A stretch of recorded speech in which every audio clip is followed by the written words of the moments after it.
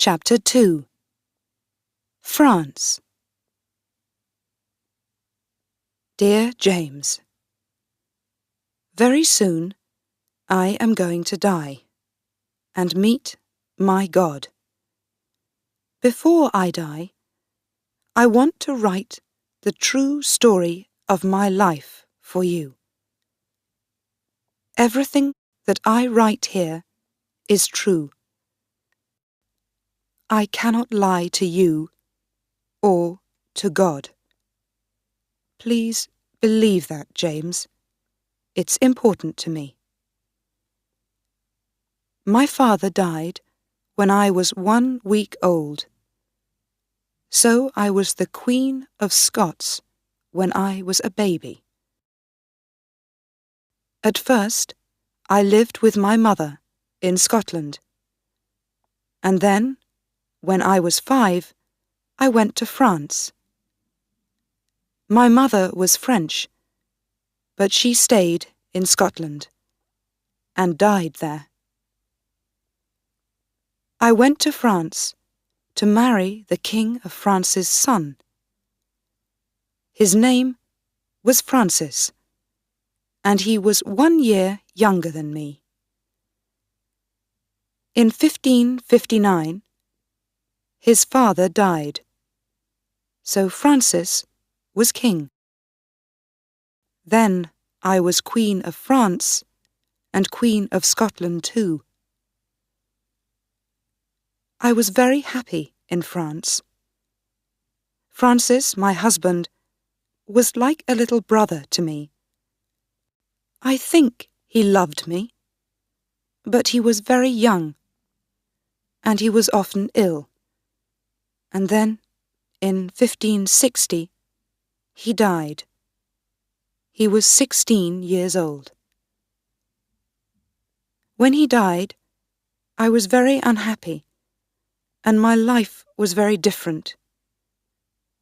There was a new king and queen, and I wasn't important in France anymore.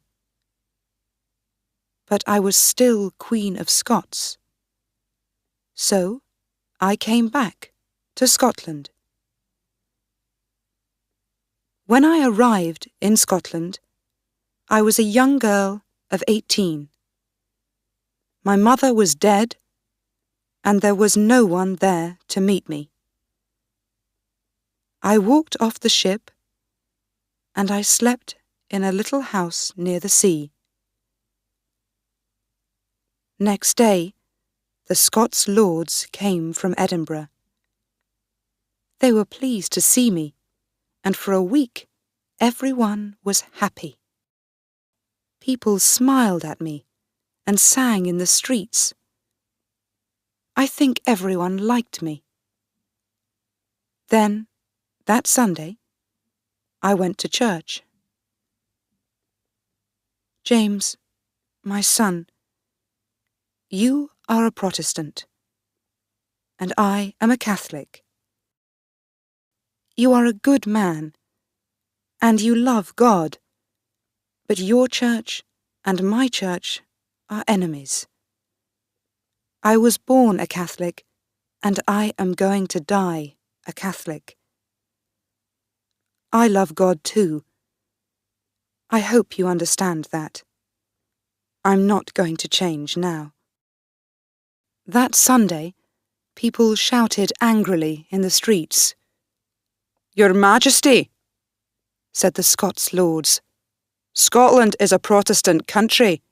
You can't go to a Catholic church here. The Scottish people don't like Catholics."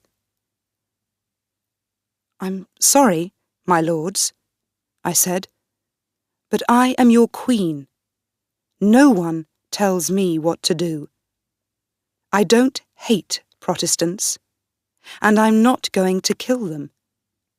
The people can go to their Protestant churches and pray to God there.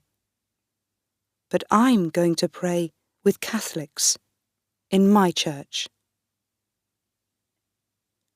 People were angry because of that. A man called John Knox came to see me. He was a famous Protestant churchman, but I didn't like him. He was a big, angry man with black clothes. He hated the Catholic Church and wanted all Catholics to leave Scotland. To him, the Protestant Church was the only true Church of God. He said, "Your Majesty, you're a young woman like my daughter. Women can't understand difficult things like God or the Church. Find a good Protestant husband, girl. Let him rule this country for you." I was very angry with this man, Knox. I was a queen, but I was only 18. He didn't talk quietly. He shouted at me. I cried because of his angry words. I could not understand him. He talked so much, and he knew so many books. But I did not go to his church. He was right about one thing. Perhaps I could rule Scotland without a man, but I could not have a child without one.